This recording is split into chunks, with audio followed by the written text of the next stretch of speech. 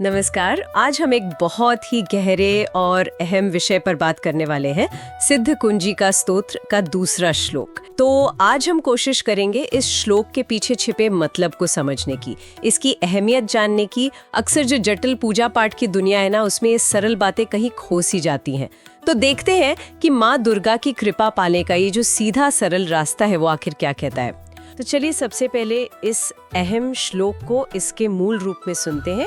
न कवचम न अर्घला स्तोत्रम कीलकम न रहस्यकम न सूक्तम नापि ध्यानम च न न्यासो न च वार्चनम। बहुत सुंदर पाठ, बहुत स्पष्ट।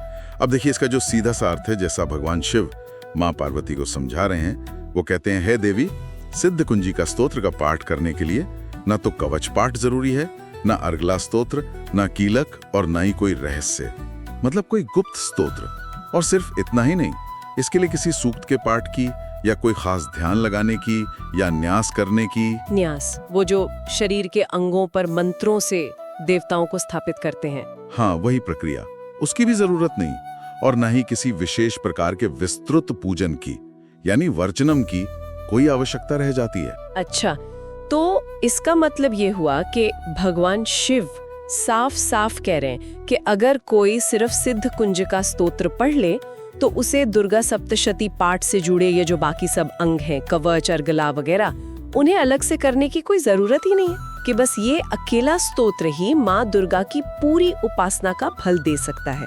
और यहीं से इस श्लोक की जो गहरी आध्यात्मिक परतें हैं वो खुलना शुरू होती हैं। अक्सर होता क्या है, देखिए, भक्ति मार्ग पर चलने वालों के मन में एक धारणा सी बन जाती है या कई बार बना दी जाती है कि भगवान को खुश करने के लिए, उनकी कृपा पाने के लिए बड़े कठिन, बड़े जटिल अनुष्ठान करने पड़ेंगे, घंटों का समय देना होगा, खास सामग्री चाहिए, मुश्किल नियम पालने होंगे।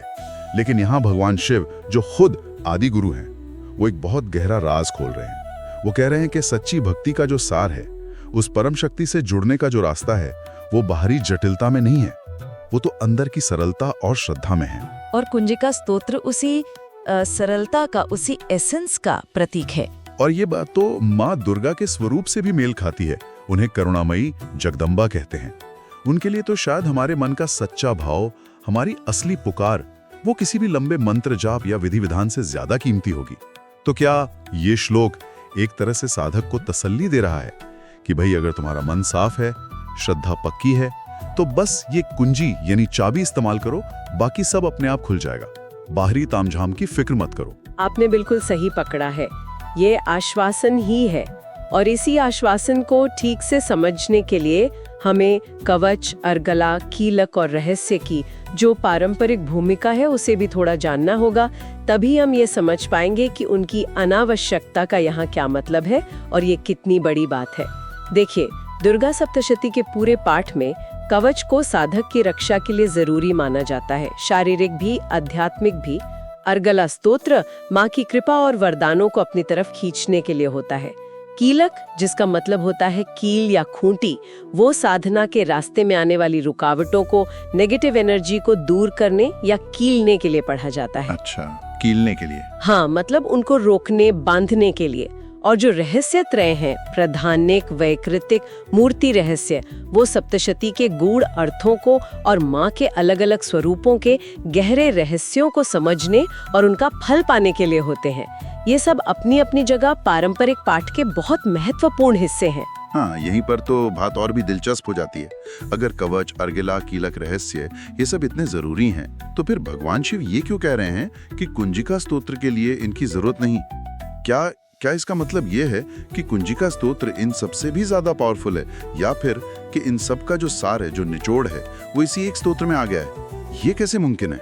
हाँ, भगवान शिव यही कह रहे हैं कि सिद्ध कुंजिका स्तोत्र अपने आप में इतना पूरा, इतना शक्तिशाली है कि इसमें कवच की रक्षा करने वाली शक्ति, अर्गला की आकर्षण शक्ति, कीलक की विघ्न हटाने वाली शक्ति और रहस्यों का गहरा ज्ञान, ये सब बीज रूप में, मतलब एसेंस फॉर्म में पहले से ही मौजूद है। अच्छा, कुंजिका का मतलब ही है चाबी।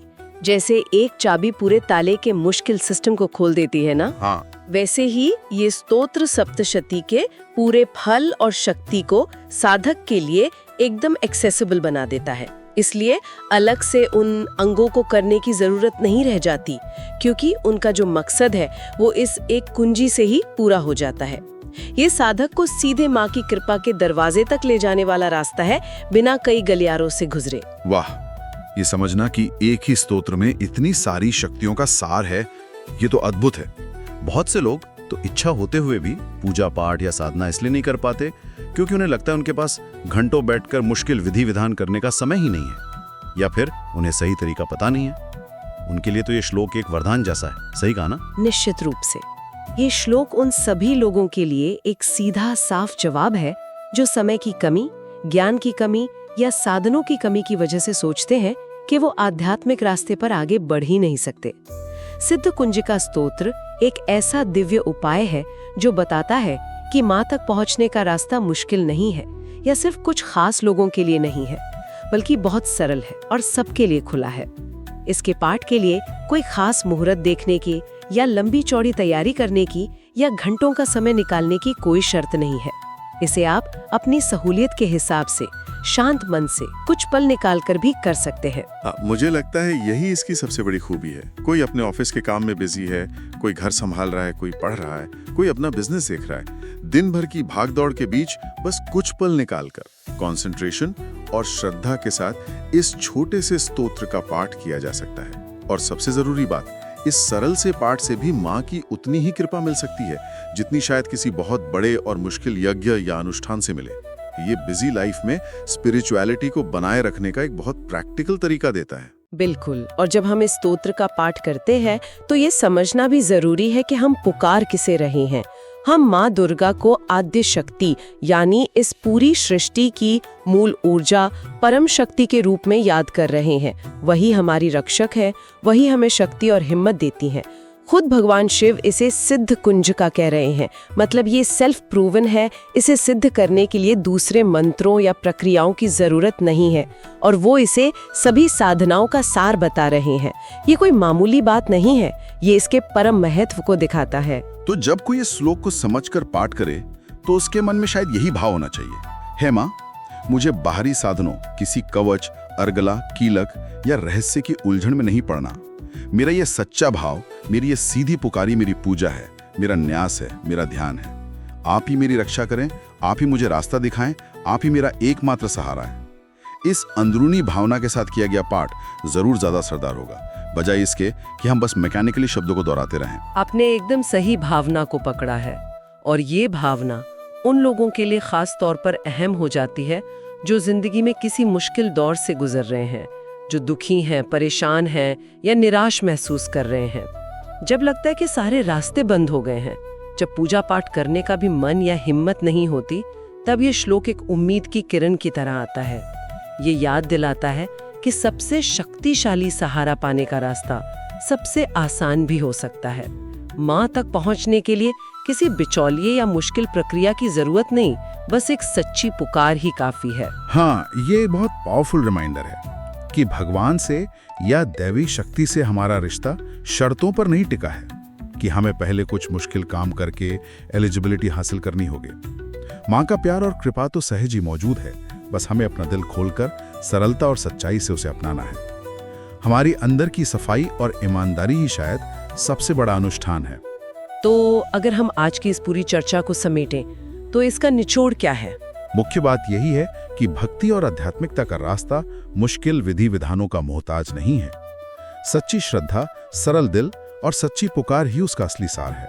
सिद्ध कुंजिका स्तोत्र का ये दूसरा श्लोक हमें यही सिखाता है कि माँ दुर्गा की कृपा पाने के लिए बाहरी दिखावे से कहीं ज्यादा जरूरी अंदर की सच्चाई है।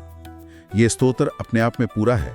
ये सप्तशती और शायद पूरी भक्ति का ही एक सार हमारे सामने रखता है। और इस सार को अपने अंदर उतारने के लिए जो आखिर की प्रार्थना है वो बहुत मायने रखती है।